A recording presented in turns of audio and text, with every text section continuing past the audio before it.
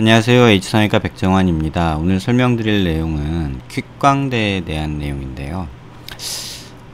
재계 사각턱 재건 수술을 받은 환자분입니다. 근데 이제 재계 사각턱 재건 수술을 받으러 오셨을 때 이제 광대가 예전 퀵광대 수술하면서 이쪽이 많이 이제 갈라졌죠. 갈리고 이쪽에 절골이 생기고 이쪽에 절골을 했는데 그런대로 이쪽은 아치 쪽은 뼈 위압이 이루어졌고요. 이쪽에 절골된 라인은 떨어져 있는 상태였습니다. 그런데 이쪽에 이제 갈린 상태에서 뼈가 많이 얇아진 상태여서 이쪽을 뭐 추가적으로 절골을 해서 이제 수술을 하는 것을 굳이 권하지 않았던 이런 환자분입니다.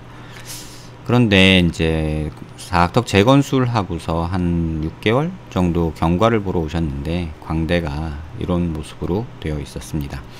환자분은 간단한 수술이라고 해서 이제 광대 수술을 퀵광대를 다시 한번 받았는데요. 이제 피부 겉을 절개하고 이렇게 톱질을 하고 이쪽을 부러뜨리는 이제 뭐 간단한 이런 수술을 또 받으신 거죠. 그런데 이제 제게 잘 된 건지 확인해 달라고 하셔서 이제 본 사진을 찍어 본 건데요. 지금 빨간 원에서 보시다시피 수술 전에서 보이던 매끈한 광대 체부가 수술 후에 이렇게 좀 뜯어져 나간 듯한 모습을 보여주고요.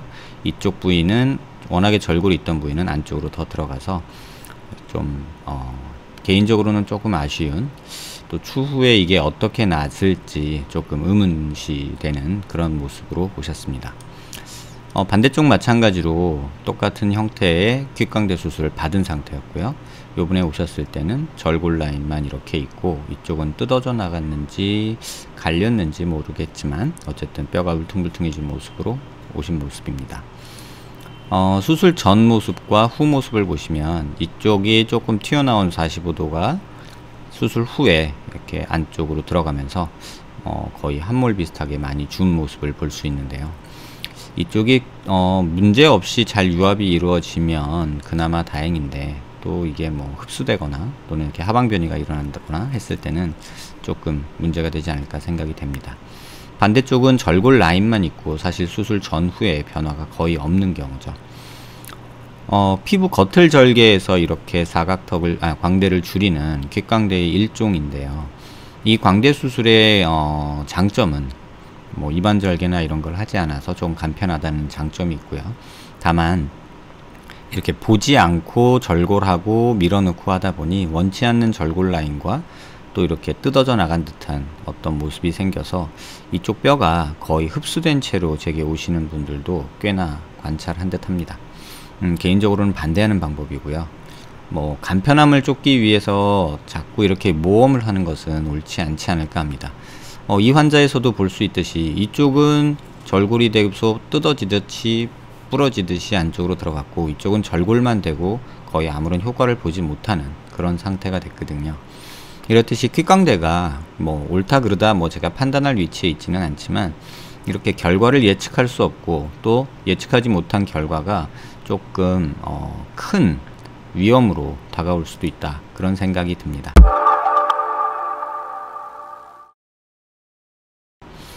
위에서 본 모습에서도 이쪽에 빨간 원에서 보시면 광대가 뜯어져 나간 듯이 안쪽으로 한몰이 됐고요. 물론 이걸 뭐 효과를 보기 위해서 이렇게 했다라고 하면 저는 뭐 할 말 없습니다만 조금은 불안정하지 않을까 라는 생각이고요.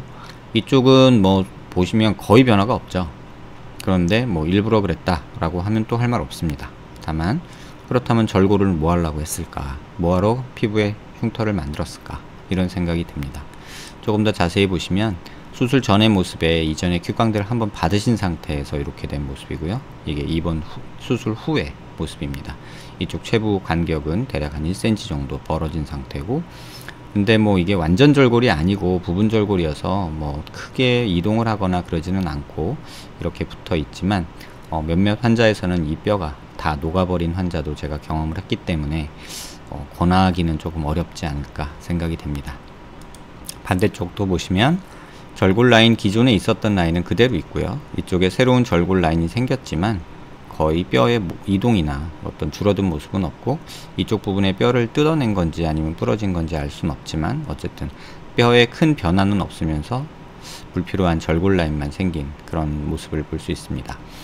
퀵광대 수술이라는 것이 이제 많은 분들이 유혹이 있죠. 뭐 저렴한 비용이 일단 가장 큰 유혹이 될 거고요. 또 빠른 회복 기간이 인터넷상 광고상에서 가장 큰 매력 포인트라고 할 수 있을 듯 합니다.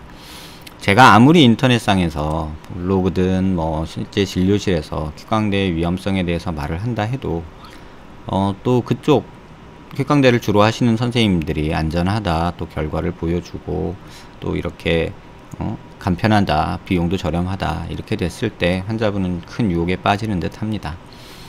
한번 하고도 또 한 번 이렇게 시행할 정도로 그 유혹은 굉장히 크지 않을까 합니다.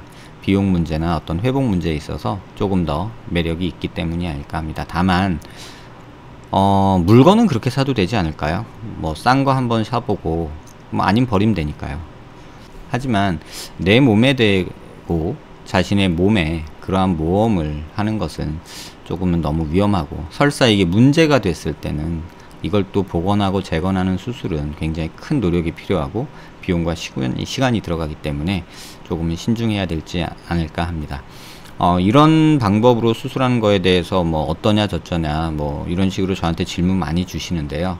퀵광대는 수술명이 아닙니다. 퀵광대는 그냥 마케팅 용어라고 보시고요. 그 방법은 어떠냐 저쩌냐 이런 거 자꾸 저한테 안 물어주셨으면 좋겠습니다. 개인적으로는 반대합니다. 왜냐하면 그 수술 후에 제게 오셔서 재건이나 재수술 상담을 하시는 분들을 보면 제가 굉장히 안타깝거든요. 선택은 여러분 몫이지만 옳다 그르다 판단하는 위치에 있지도 않지만 제가 계속해서 그런 분들을 뵙고 있다는 점 잊지 말으셨으면 좋겠습니다. 비슷한 문제로 고민하시는 분들께 도움되는 내용이 되었길 바랍니다. 감사합니다.